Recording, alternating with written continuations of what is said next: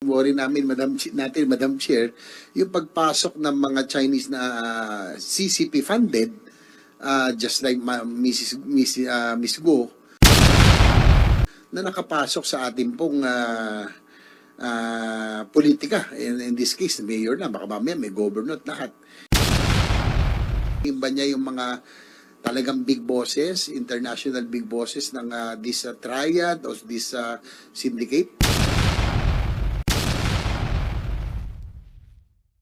Yun na nga guys, nakakatakot na balita itong si Alice Go. Baka nga isa siyang China spy dito sa Pilipinas. Gaya nga ng sabi nitong vlogger na itong si David Sang, kung saan sinabi niya itong si Alice Go at itong si Linda Sun, kung saan nga ay nahuli sila pare-pareho doon sa Amerika din itong si Linda Sun, na pinapaniwalaan na isang Chinese spy din or kasapi nga ng CCP ng China. Kaya narito guys, panoorin natin ang video. Anyway, take advantage na rin po ako nandito si Alice, no? Kasi po, base sa yung mga salaysay, nakikinig ako sa mga hearings mula noon, ang iyong salaysay talagang lumaki ka sa Tarlac, tama ba? Lumaki sa farm, di ba? Yan ang iyong, tama ba? Yung istorya mo, pwede mong paki-confirm lang. Yes po, Sen. Kasi kung talagang lumaki ka, Madam Che, kung lumaki ka talaga sa probinsya, bawa sa Tarlac, ang tawagan, ang ano doon, lumaki ka sa bukid, no? Bihirang gumagamit ang farm doon. Di ba? Parang yun ang ano pag nagtanong ka ng taga-probinsya, madalas doon po ako sa bukid. So, bakit po ganun? At saka ang sabi rin kanina ay meron ka rin, may ebidensya rin na nag-aral kayo dito sa Grace Christian. Ma-confirm nyo ba yun? Bago sumagot si Miss Alice, the Chair would like to recognize the presence of Sen. Robin Shukran. Please proceed. Sen, yung term po na bukid po, kung hindi po ako nagkakamali po, para sa mga rice field farming po. Yung sa amin po kasi pig farming po. Hindi, kasi kung talagang lumaki ka probinsya, talagang tawag sa farm, bukid. No? Kaya yun lang po. Just an observation, Madam Chair. Doon po sa inyong entry sa politics, no, siyempre, natanong din po yan. Ang sabi nyo rin po, ito yung childhood dream. Siguro pwede nyo lang bahagya, inarate kung sino po ang talaga nag-encourage sa inyo, tumakbo at tumulong sa inyo na makapasok sa politika. Sen, wala naman po nag-encourage po sa akin. Talagang ako lang po may gusto. At nung sa campaign period po, isa rin pong tumulong po sa akin na nagbigay po sa akin ng mga leaders, mga tao, yung former po na mayor po namin. Yun lang po. Apo, yung si Mayor Feliciano kanina po yung nagsalita na, no? Mukhang siya po ang iyong taga-suporta, pero natanong na siya po kanina. Yung pong nabanggit nyo rin kanina, interesado po ako, no? Doon sa iyong pagtakas, no? Na iyong narration. At yung binigay nyo kanina pangalan, doon to yung isang tumulong sa inyo na nag-ayos no, iyong sasakyan na yate. Ang sabi mo kanina, nagalit ka pa, pinagalitan mo siya. Bakit nga pala kayo nagalit sa kanya? Sen, hindi naman pong galit pero masama po yung loob ko po. For security reason po talaga, Sen, ayaw ko po siya i-discuss po sa public. So, kung hindi naman sumama loob nyo sa kanya. So, ibig sabihin, kung kaya sumama loob, kung medyo nagalit kayo sa kanya, may utang na loob ba siya sa inyo? Dahil may negosyo siya sa Bamban o may kinalaman siya sa mga pogo doon? Sen, for my own security po, I refuse to answer that question po. Sorry po talaga. Sa tungkol naman doon sa inyong pagtakas, tulad dito, isang tao bang may-ari ng yate at ng taong nagbanta sa inyo? Sen, wala po akong idea po doon sa mismong may-ari po ng yate po.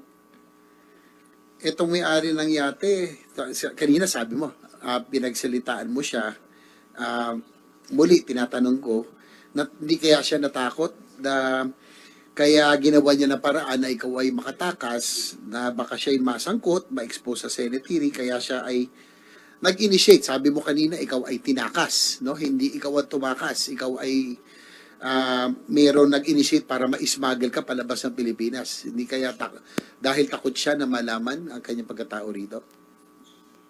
Sen, possible po. Pero for that question po, for my own safety po, ayaw ko po siya i-discuss po sa public po. Okay, sige po. At least sinubukan po natin. Doon po sa sa PNP. Sa PNP, any representative sa PNP? Yes, General General Takaka. Good afternoon, sir. Yes, General Takaka, according to news reports of this May this year, ay si General Marbil, ang ating Chief PNP, nag-direct sa CIDG at sa IG to investigate alleged ties to CCP that was circulating on social media. Anything significant that turned up in this investigation? So far, sir, wala po akong personal na ideas, but we will check on that, sir.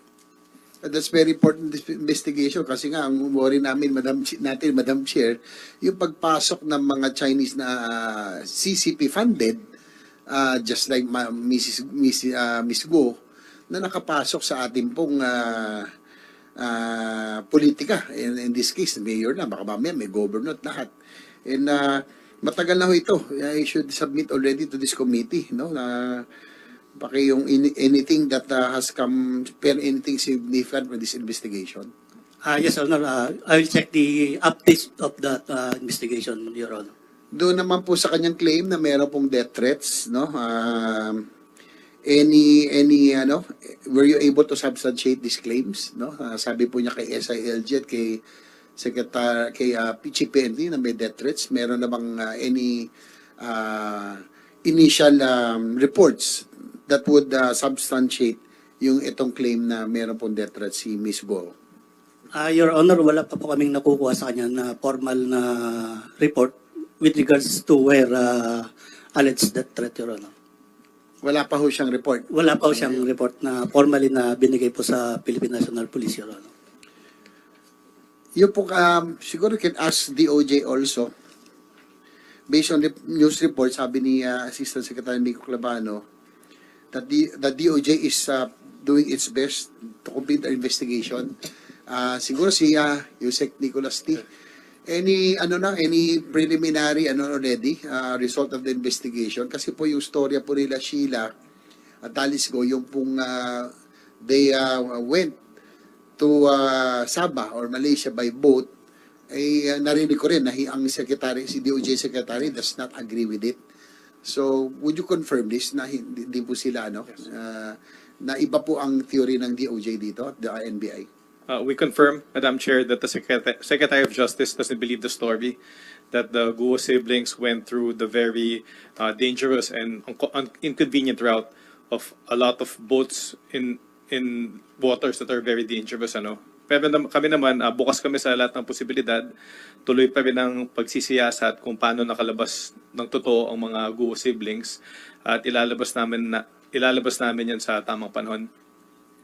So, ongoing pa ho yung investigation. And ang natin dito, what we really are interested in, Madam Chair, is siguro those who aided Miss Go, especially those in the government agencies. So, ang DOJ medyo skeptical doon sa boat story. Ang PAOK naman, na siguro dito na si Jose Gilbert Cruz, ano po ang initial investigation nyo? Either southern backdoor o yung by meron naman kayong possible na ito by private plane or through do you confirm yung story din? Sige, si Jose Gilbert na lang. Yusek Cruz. Yes, Madam Chair. We have some information, but sir, we need some confirmation pa rin, sir. So we will just coordinate with the DOJ, sir, for the confirmation. Okay. Madam Chair, siguro last na po itong siguro kasi sa DOJ. I came across a news article this morning regarding the possibility of Alice Go as state witness. It is possible if it leads to Pogo Mastermind, no? And I do believe, Madam Chair, also na si Miss Alice Go is just a pawn, no, of a web of international syndicate. Ano po ang magiging qualification, Yusek Nicolas T, for her to become a state witness kung given the chance, kung sasabihin ba niya yung mga talagang big bosses, international big bosses ng this triad or this syndicate? So does that qualify her to become a state witness? Your Honor, sa ngayon wala po talagang kahit anong usapin na maging state witness si Alice Guo. Sa witness protection law natin, madaming requirements bago maging state witness. Isa na doon hindi siya ang most guilty. Tapos bukod doon, kailangan makabuluhan yung sinasabi niya, magagamit sa kaso, mako-corroborate ng ibang mga witness. Tapos dadaan to sa mahaba-habang proseso, kailangan muna siya ma-charge sa korte, tapos kailangan makonbinsi kami na ihiling sa korte na i-discharge siya for state witness, at kailangan may pahintulot din ng korte. So hindi po basta-basta ito, at sa ngayon, klaro po, wala pong ganung usapin. Thank you, Yusek Nicolas Cabral. Alice, no? Alam kong sa sinasabi mong natatakot ka sa iyong safety, pero siguro narinig mo naman na kung sakasakaling ituturo mo kung sino yung talagang mga nasa likuran nitong mga krimen, nitong sindikato na nagpapatakbo nito, ay malaki maitutulong mo kung talagang may pagmamalasakit ka, talagang sinasabi mo dito ka pinanganak, ay malaki maitutulong mo, especially in this committee kung sasabihin mo. So naisip mo ba pwede mong sabihin kung sino nasa likuran nitong mga krimen na ito? I mean, nitong mga pag-set up nitong mga syndicate nitong mga pogo na ito. Ms. Alice. Sen, I refuse to answer for that question po sa aking security po. Sorry po talaga. Okay, Madam Chair, thank you. That's all for me. But before I end, I just want to give you this executive order from Mayor Kalugay na siguro tayo niya ng reason nag-issue ng EO para po assigning an acting mayor. No, so I think he will be very vital in our succeeding hearings, Your Honor, Madam Chair. Thank you. Thank you, Sen JV. So, nireceive ko po yung Executive Order number 045, Series of 2024, an order designating Vice Mayor John Christopher A. Arsinue as acting municipal mayor of the municipality of Sual, Pangasinan from September 9, 2024 to September 13, 2024. So, 4 na araw lamang. Harinawa, within those 4 days, makadalo na finally si Mayor Kalugay sa ating pagdinig. So, salamat, Sen JV. Now, you have the floor, Sen Sherwin. Thank you, Madam Chairperson.